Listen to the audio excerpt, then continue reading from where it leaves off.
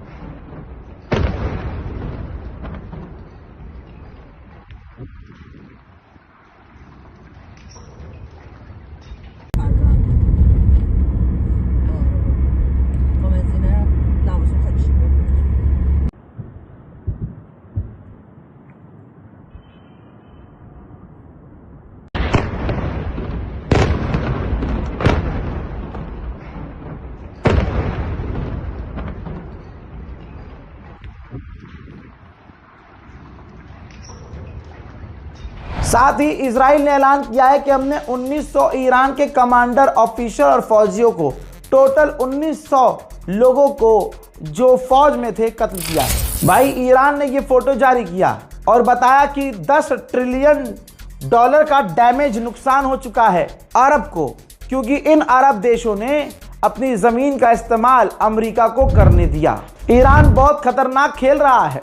Iran ने कहा है कि हम जो अपने आस पड़ोस के देशों पर अमेरिका को निशाना बना रहे हैं, ये हम पड़ोस देश को हमला नहीं कर रहे हैं, उस पर हमला नहीं है, ये तो हम अपने डिफेंस में, क्योंकि वहाँ से हम पर किए जा रहे हैं हमले, तो हम अपना डिफेंस कर रहे हैं। अमेरिका का हाल बुरी तरह से ख़राब हो चुका है। अमेरिकी रिपोर्ट्स कह रही हैं कि ट्रंप ने सोचा नहीं था कि ये जंग इतनी लंबी चलेगी और इतना नुकसान हमें हो भी जाएगा। अमेरिका का इराक में जो लॉजिस्टिक सेंटर था, ईरान ने उसे भी नहीं छोड़ा, पूरी तरह से मिसाइलों की बरसात करके तबाह कर दिया है। हिस्टोरिकल प्लेसेस पर इजराइल हमेशा से हमले करता है और कब्जा भी करता है। UNSCO में जो रजिस्टर्ड एक ईरान का हिस्टोरिकल प्लेस था इस्फहान में, उस बिल्डिंग, उस इमारत को जो हेरिटेज था, उस पर इजराइल ने हमला किया। वो इमारत बुरी तरह से क्षतिग्रस्त है, जिसकी तस्वीर आपकी स्क्रीन पर है। इजराइल यही सब कर सकता है। अमेरिका इजराइल जब हारते हैं तो सिविलियंस इंफ्रास्ट्रक्चर्स को नुकसान पहुंचाने लगते हैं। इसी तरह से अमेरिका और इजराइल के आतंकी हमलों में ईरान में 3 और स्टूडेंट्स की मौत हो गई है। ईरान ने ओमान को भी बहुत मारा है, बहुत, लेकिन ओमान के राजा ने, बादशाह ने और ताजिकिस्तान के गवर्नमेंट ने ईरान को मुबारकबाद दी है कि आपको मुबारक हो नया सुप्रीम लीडर। मेरे दोस्तों, सबसे पहले ईरान के सुप्रीम लीडर के नए चुने जाने पर सबसे पहले व्लादिमीर पुतिन ने खुद मुबारकबाद दी थी। इस आदमी का नाम याद रखना चाहिए। इजराइल का जो UN में एनवॉय है, उसका बयान सुने आप, जो उसने कहा है, और आप बताइए कि जीत किसकी हुई है। हज़रात, UN का एनवॉय इजराइल का, उसने कहा है कि कोई नया लीडर आ जाने से या पुराना मार देने से रिजीम चेंज नहीं होती। अब नया सुप्रीम लीडर है, लेकिन आइडियोलॉजी वही है, क्रोनोलॉजी वही है, सिस्टम पहले वाला है, मेंटालिटी वही है। तो ये सब कुछ होने के बाद भी कोई फर्क नहीं पड़ा है, रिजीम चेंज होने से भी कोई फर्क नहीं पड़ा है। सवाल ये है कि फिर ये जंग जीत कौन रहा है? जब तुम अपने किसी भी मकसद में अभी तक कामयाब ना हो सके, रिजीम तक ना गिरा सके, तो भैया जीत किसकी हुई? आइए स्ट्रेट ऑफ हॉर्मुज का GIF लगा रहा हूं। ट्रैफिक देखिए, जो टैंकर तेजी से आगे आ रहे हैं, अचानक से वो अपना ट्रैकर बंद कर देते हैं और चुपके से निकलने की कोशिश कर रहे हैं। और अभी भी स्ट्रेट ऑफ हॉर्मुज में जो लाइन ईरान ने खींची थी, हैदर के लाल ने खींची थी, उसे क्रॉस करने का जिगरा किसी में नहीं है। अगर कोई क्रॉस कर भी रहा है तो वो अपने आप को तुर्किश या फिर चीनी या किसी मुस्लिम देश का टैंकर बताकर निकलता है। ईरान की पिटाई जो ईरान ने की है, जिस अंदाज में अमेरिका इजराइल की, ये पिटाई देखने के बाद जो कल बहुत ज़्यादा उछल रहा था बरतानिया का प्रधानमंत्री कह रहा था कि हम अपना एयरक्राफ्ट कैरियर भेजेंगे मिडिल ईस्ट में, हैं? अब जब देखा ईरान बहुत बुरा मार रहा है तो 24 घंटे नहीं गुजरे, अभी 12 घंटे गुजरे हैं, बरतानिया पलट गया है। बरतानिया ने कह दिया है कि UK ने कहा है कि हमारा कोई प्लान नहीं है अपना कोई भी एयरक्राफ्ट कैरियर मिडिल ईस्ट में भेजने का। अब सोचिए कि ट्रंप कितनी बड़ी मुसीबत में है। US के डेमोक्रेट्स ने मांग की है कि ईरान के स्कूल पर जो हमला करके 170 बच्चियों को नरसंहार करके मारा गया, अमेरिकी फौज और डोनाल्ड ट्रंप की पूरी तरह से इस मामले में जांच होनी चाहिए। मेरे दोस्तों, ईरान के ऑफिशियल ने कहा है कि हमने साइप्रस, तुर्की और अज़रबैजान पर कोई हमला नहीं किया है। यह हमला इजराइल ने किया था ताकि ये हमसे नाराज हो जाएं और इलाके में ये पीछे हो जाएं और हमारी जंग किसी और से हो जाए। आगे उन्होंने कहा कि इजराइल को लगता है कि हमारे पास सिर्फ 160 मिसाइल लॉन्चर्स बचे हैं। मैं ये कहूँगा, आप उन्हें ख्वाब में इसी गलतफहमी में जीने दें। सुनिए। رسانه سیونیستی اسرائیل ادعا کردند که ایران فقط 120 سامانه پورتا به موشک در اختیار دارد. نظر شما در این باره چیست؟ کیا گفتن؟ رسانه سیونیستی اسرائیل. بله، اونها ضرباتی رو که متحمل میشن الان ناشی از همین سوء محاسباتشون هست. اجازه بدید در همین خواب و خیال باشند. همین خواب و خیالی که متاسفانه آمریکا رو با همین توهمات، با همین سوء محاسبه ها به این جنگ کشوندن و الان خودشون احساس میکنن در این باطلاق گیر کردن. $20,000 का सस्ता ड्रोन और उसको मार गिराने के लिए दुनिया के सबसे खतरनाक फाइटर जेट और उसमें सबसे खतरनाक मिसाइल। सऊदी अरब में एक बीच के पास बिल्कुल निचले हिस्से में बिल्कुल नीचे आ रहा था ड्रोन ईरान का। उसको रोकने के लिए UAE अपने F-16 top most advance fighter jet का इस्तेमाल कर रहा है।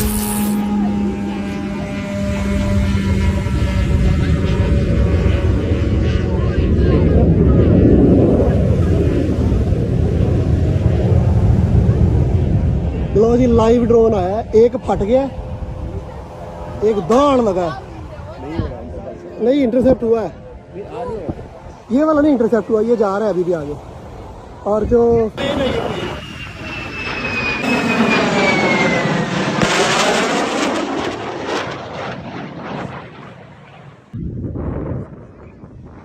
This was insane.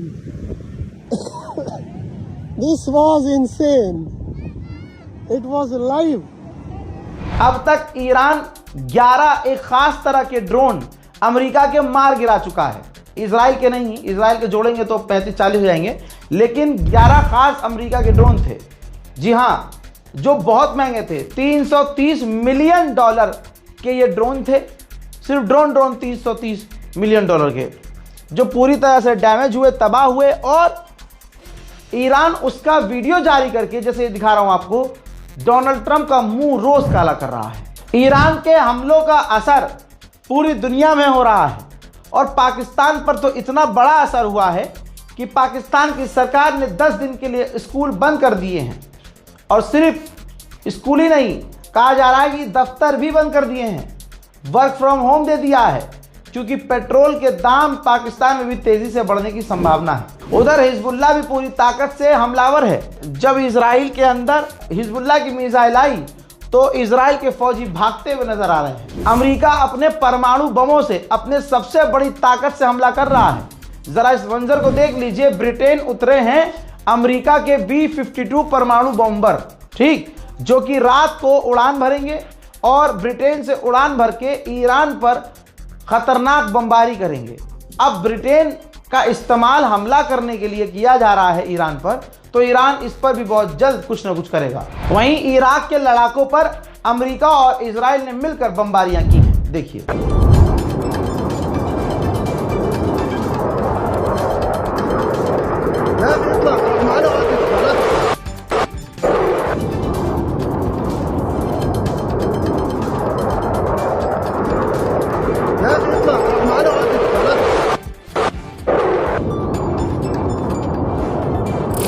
सऊदी अरब की, बल्कि दुनिया की सबसे बड़ी तेल की कंपनी अरामको, इस कंपनी ने सऊदी अरब में अपना प्रोडक्शन लगभग बिल्कुल ना के बराबर कर दिया है, जिसकी वजह से जितनी भी तेल की कंपनियां हैं सब परेशान हैं।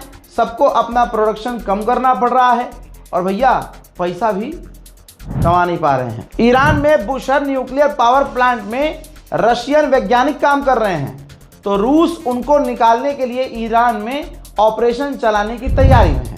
चौथे दिन ईरान ने फिर से दोहराया है कि अमेरिका हम पर कब्जा करना चाहता है, ईरान को टुकड़े में बांटना चाहता है। एक बार फिर से ताज़ा मंजर है, ईरान का जो नेवल बेस है, जो दोपहर में दिखाया था, ये वो वाला नहीं है, ये दूसरा बेस है। अमेरिका इजराइल के हमलों में ईरान का नेवल बेस पूरी तरह से बेकार हो गया है। एक बार फिर से ईरान के एयरपोर्ट में जो उनके पैसेंजर विमान खड़े थे, इजराइल ने बमबारी करके उन जहाज़ों को एक बार फिर से, सिविलियंस के लिए जो चीज़ें हैं उनको तबाह कर रहा है। देखिए,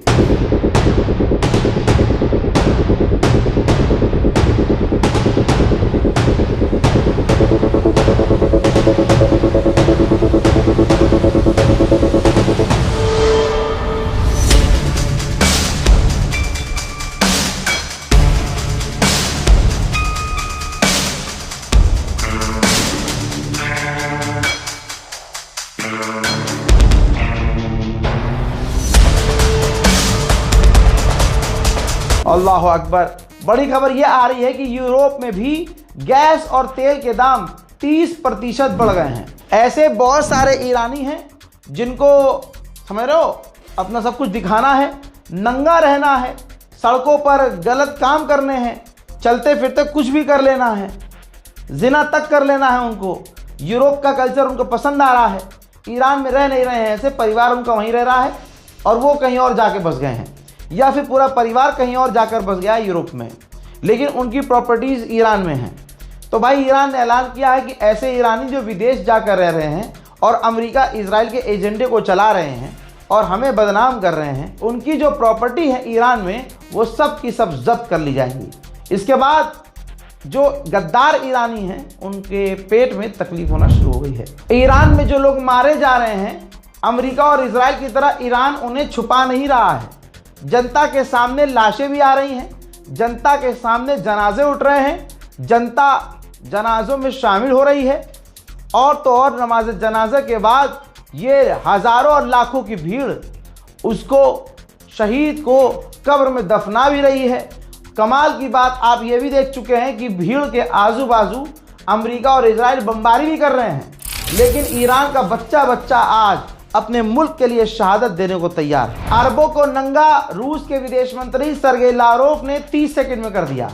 सर्गेई लावरोव ने कहा कि क्या अरबों ने जो 170 मासूम बच्चियां ईरान में मार डाली गईं, उन 170 बच्चियों के लिए दुख व्यक्त किया है? क्या इस हमले का जो बच्चियों पर, लड़कियों पर किया गया, उसका विरोध किया है?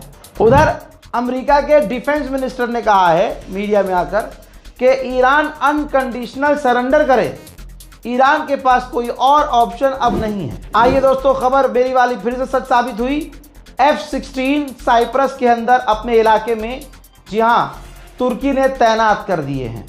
इराक के शिया धर्मगुरु मुक्तदा अल सद्र ने ऐलान किया है और अपने लड़ाकू संगठन से कहा है, जो हथियार चलाते हैं, उनसे कहा है कि अपने हमले लिमिटेड करो, कंट्रोल में हमला करो और जो ह्यूमैनिटेरियन मदद हो सकती है वो लोगों की करो, इंसानों की मदद करो। मेरे दोस्तों, ईरान मुसीबत में है, ईरान के साथ खड़े होइए।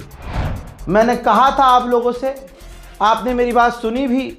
हज़ारों की तादाद में ईरान एम्बेसी राजधानी दिल्ली में 9 मार्च को मेरे कहने पर हज़ारों लोग आ गए। उन तमाम हज़ारों लोगों का अगर मैं 1000 बार शुक्रिया अदा करूं सबके आगे हाथ जोड़ जोड़ के, तब भी मैं शुक्रिया अदा नहीं कर पाऊंगा। हम लोगों ने कभी ख्वाब में नहीं सोचा था कि आप मेरी ज़बान की इतनी साख रखेंगे और मेरी ज़बान की इतनी इज्जत रखेंगे।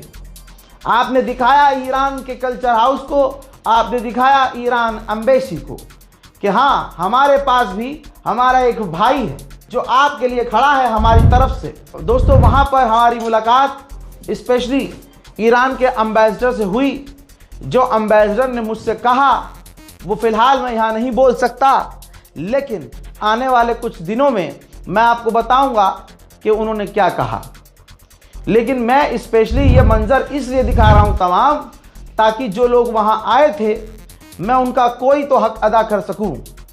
मैं खुदा की कसम आप लोगों की पैर की जूती भी नहीं हूँ। ये जो भी इज़्ज़त कमाई है ये अल्लाह का करम है, क्योंकि वो आपने सुना होगा, व तो इज़्ज़ो मन तशा व तो ज़िल्लो मन तशा, इज़्ज़त और ज़िल्लत देने वाला अल्लाह है।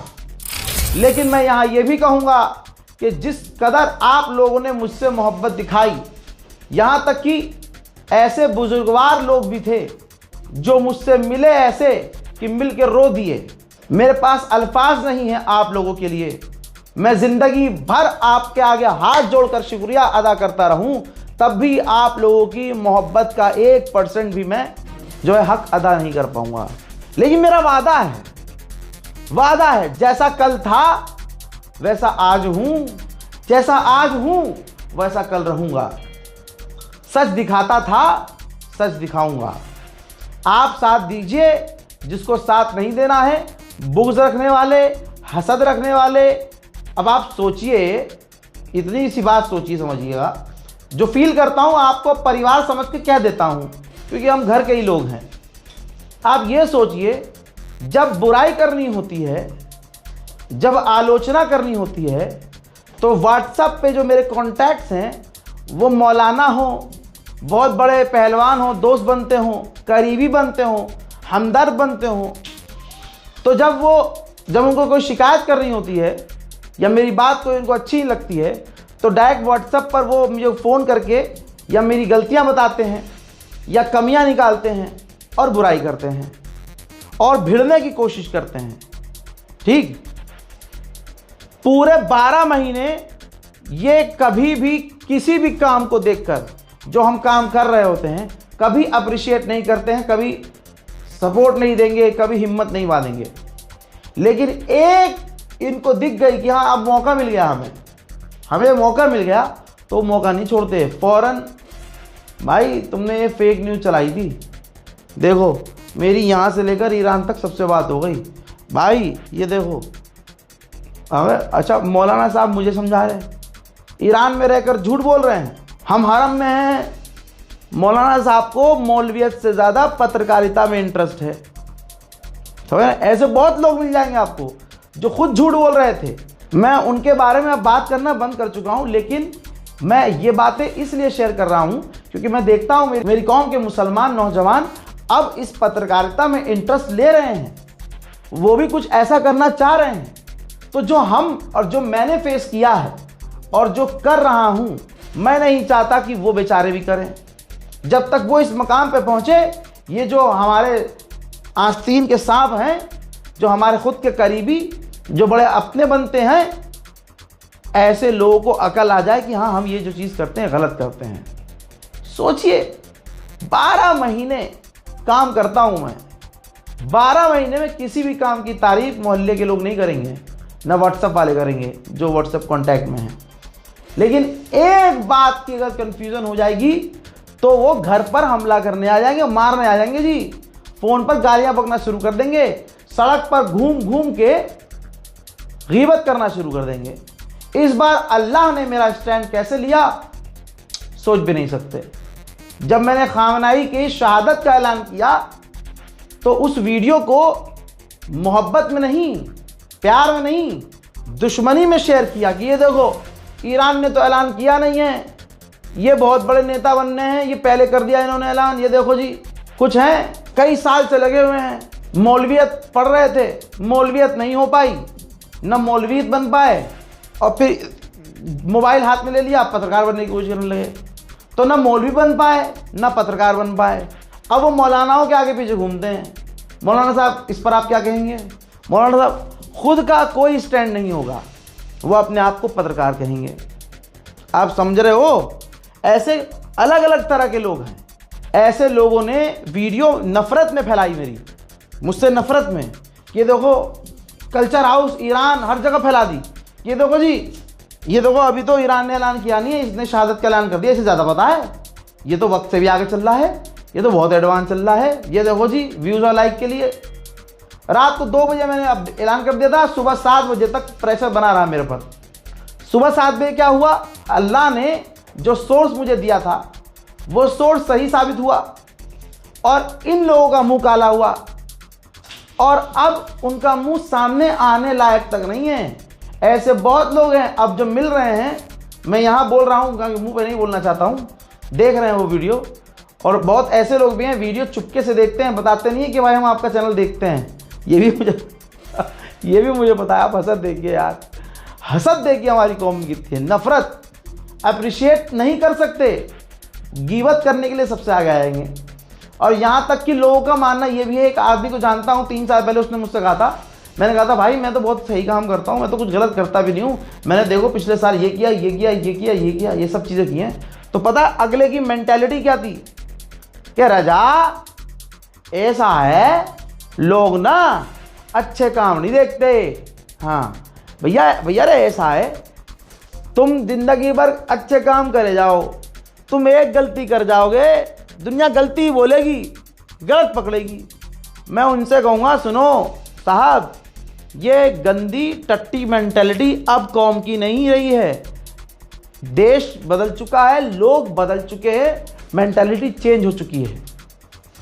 तो आने वाली जो पीढ़ी है वो इस लाइन में आए, आप उन्हें सपोर्ट कीजिए, तोड़िए मत उनकी हिम्मत को। और अल्लाह जिसे इज्जत देना चाहता है तुम उसका एक बाल भी बाका नहीं कर सकते। जितना बदनाम करने की कोशिश की अल्लाह ने उतनी इज्जत नवाजी, जितना गिराने की कोशिश की मेरे परवरदिगार ने मेरा हाथ पकड़कर उतनी ऊंचाई पर रख दिया। लेकिन इंशाअल्लाह मेरा ये वादा है, ना गुरूर देखेंगे, ना आप घमंड देखेंगे, ना कोई एटीट्यूड देखेंगे, मुझे आप अपने कदमों में ही पाएंगे। लेकिन जो हसद करने वाले जिनका रिकॉर्ड है मेरे पास, मैं उनको जलील करता रहूँगा। जय हिंद।